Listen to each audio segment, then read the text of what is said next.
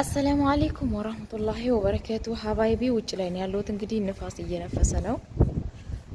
ጠራይን ሁሉ ሊያወልቅብኝ ይችላል እና እንዴት ናችሁ? ደህና ናችሁ ወይ? እኔ በጣም ደህና ነኝ አልሐምዱሊላህ። ዛሬ እስኪ እንግዲህ አንድ ነገር ላስቸግራችሁ ብዬ ነው የመጣሁት። ላይክ እና ሰብስክራይብ እያደረጋችሁ ገባ ጠራይ እንደዚህ አድርጌ ያዝኩት ንፋሱ እንዳይወስድብኝ ነው። ኃይለኛ ንፋስ አለ። ምናልባት እንግዲህ ከጀርባ የሚገባው የንፋስና የአየር ድምጽ ሊረብሽ ይችላል። ያው እኔ ማይክ የለኝም፣ ዝም ብዬ ነው ካሜራ እየቀረጽኩ ማውራላችሁ። ውጭ ላይ ነኝ። ደስ የሚል ነው በነገራችን ላይ አየሩ እንደምታዩት ሰማዩ በጣም ነው የሚያምረው። ማሻአላህ ተባረከ ረህማን። አየሩ ትንሽ ቀዝቀዝ ያለ ነው መሽት እያለ ስለሆነ ደስ የሚል ቦታ ላይ ነው ያየው። በነገራችን ላይ ሹፉ አየር ራሱ እየሄደ ነው፣ ፕሌን እየሄደ ነው በሰማይ ላይ። እዚህ የአየር ማረፊያ አካባቢ ነው ሰፈራችንና እየሄደ ነው። ኢንሻአላህ እኔን በቅርብ ቀን ይወስደኛል ያ ረብ።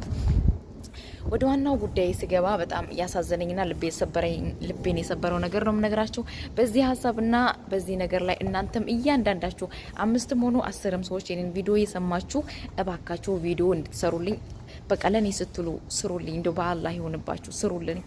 እና እኛ ሁሌም እንደምለው እኛ የአረብ ሀገር ሴቶች ማንም ሰው ስማችን የመዳም ቅመም የኔ ማር የኔ ቅመም የሚለን ለሚዲያ ማድመቂያና ለራሳቸው ቢዝነስ እንጂ እኛን ወደውን አይደለም እላለሁኝ። ስንወድቅ ቀና የሚያደርገንና ምን ሆንሽ የሚለን የለም።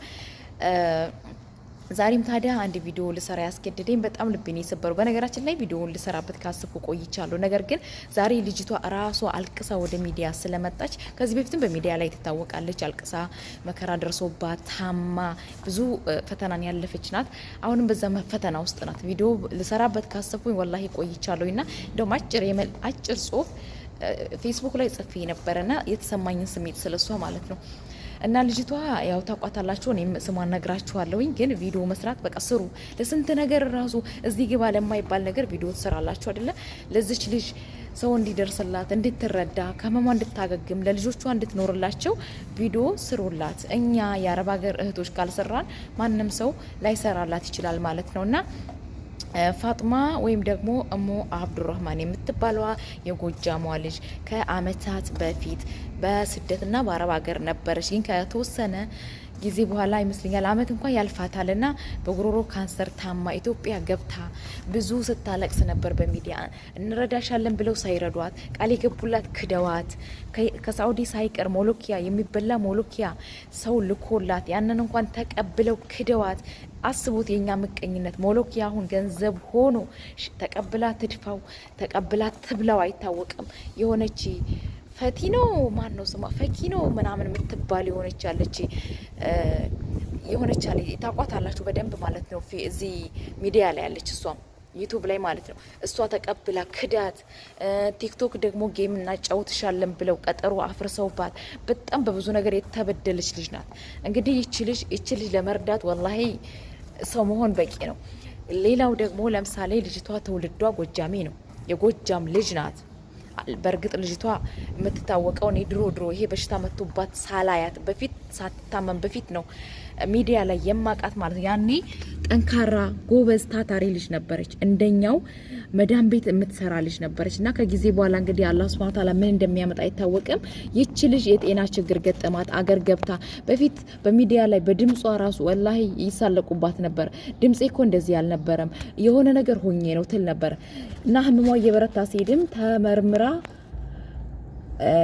የጉሮሮ ካንሰር ተገኝቶባት ወደ ኢትዮጵያ እየገባችው ማለት ነው። እንደም ካንሰር መሆኑ ታውቆ ድምጿ ጉሮሮ ሕክምና ካገኘች በኋላ ድምጿ ትንሽ የመስተካከል ባህሪ ነበረው ማለት ነው። አሁንም ድምጿ ማሻአላህ ነው ተስተካክሏል። በፊት በጣም ነበር የሚረብሸው፣ ለማውጣት ትቸገራለች ምናምን ነገርና እንደዚህ ሆና ግን ማየት በጣም ያሳዝናል። የ3 ልጆች እናት ናት። በዛ ላይ ደግሞ አረብ ሀገር ረጅም አመት ይኖረች ናት። አረብ ሀገር እንግዲህ ስንወርቅ የሚያነሳን የለም እንደነገርኳችሁ። እና ይቺ ልጅ የጎጃም ልጅ ናት። የጎጃም ልጆች አሁን ቲክቶክ ላይ የምናውቃቸው በጣም ብዙ አሉ። ግን የሚያሽቃብጡት ላለው ነው የሚያሽቃብጡት። ለምሳሌ ባለ ሀብቶች እንኳን እንግዲህ ጎጃም ማን ባለ ሀብት እንዳለ ታውቃላችሁ። ወልደ ጊዮርጊስ ነው ምናምን የሚባለው ሰውዬውን ዱባይ ነው ያለው። ስንቱን ይረዳል። የዚችን የልጅ ቪዲዮ አላየው ማለት አይቻልም። በደንብ ያየዋል። ምክንያቱም እነሳራ ራሱ እናሰባስብልሻለን ከጎንሽ ነን ብለው በኋላ ግን ከጎኗ የሉም። ይችል ወላሂ ሚዲያ ሰው በጣም ብዙ ሰው ነው የነገደባት፣ በጣም ብዙ ሰው ማለት ነው። ሀቢባ ራሱ አሰባስብልሻለሁ ካለቻ በኋላ አንቺ አልታመምሽም ብላ ራሱ መጀመሪያ ጊዜ በጣም አስለቅሳት ነበር። በኋላ ላይ ግን ይቅርታ ምናምን ብላታለች ወረቀቱን ካየሽ በኋላ እና በጣም ብዙ ሰው ነው ያስለቅሳ። ከህመሟ በላይ ሰው አስለቅሷታል። አላህ ካመጣባት ነገር በላይ ሰው ያመጣባት ነገር እጅግ አስለቅሷታል ማለት ነውና ለምሳሌ ነወርቁ አይታ ነው የሚባሉ እሷን አላዩዋትም ማለት አይቻልም። በቃ ብዙ ባለ ሀብቶች እንግዲህ ሀብታም ነን እያሉ ሰው እየመረጡ የሚረዱ የጎጃም ሀብታሞች አይተዋታል። እሷን ለምንድን ያረዷት? እሷ በጎጃም የሙዚቃ ስላልጨፈረች ነው ወይስ እሷ የአረብ አገር ሴት ስለሆነች ነው? ለምንድን ነው በዚህ ደረጃ የጨከኑባት? እኔ ወላሂ በጣም ነው ያሳዘነችኝ። እነሱ እሷን ራሳቸውን ችለው ራሱ ማሳከም ይችሉ ነበር። ልጆቼ እስከ ሞትኩ ድረስ እንኳን ምን እየበላሁ ልቆይ ብዬ እንዳልጨነቅ አድርጉኝ፣ እስካለሁ ድረስ ልጆቼ ምን ላብላቸው ብዬ እንዳልጨነቅ እርዱኝ ነው ያለችውና ቪዲዮ ስሩላት። መርዳት ባትችሉ እንኳን ቪዲዮ የስንት አይነት ቪዲዮ ተሰሩ የለ ጓደኞቼ፣ የዩቲዩብ ጓደኞቼ ስሩላት። በቃ በሷ ስሩላትና ምናልባት የእናንተ ቪዲዮ ወይ ቫይራል ይወጣል ወይ የሆነ አንድ እንኳን የሚረዳ ሰው ጋር ሊደርስ ይችላል። ስለዚህ ስሩላት ነው መላችሁ። እኔ በጣም ነው ያሳዘነችኝ። በዚህ ልክ ግን በሰው ሞራል ላይ ባንጫወት። ለምሳሌ ጌም አጫውትሻለሁ ብሎ ቀጠሯን ካበላሽባት በኋላ መብቴ ነው አላት። ሳራ እስከ መጨረሻ ራስሽ አንቺ ጋር ነኝ ብላት ግን አሁን ላይ የለችም። ከሳውዲ የተላከላትን መድኃኒት በቃ በጣም ነው የምታሳዝነው ማለት ነው። አሁን እቺ ፈኪ የምትባላለች አንዲ የሆነች ነገር እሷ አሁን እሷን መርዳትን ማስረዳት የምትችል ልጅ ነበር። ቢያንስ የሀገሯ ልጅ ነበረች። ግን በቃ የሀገራችሁም ልጅ ይሁን የእናታችሁም ልጅ ከወደቃችሁ ነው። ስለዚህ ቪዲዮ ስሩላት ነው።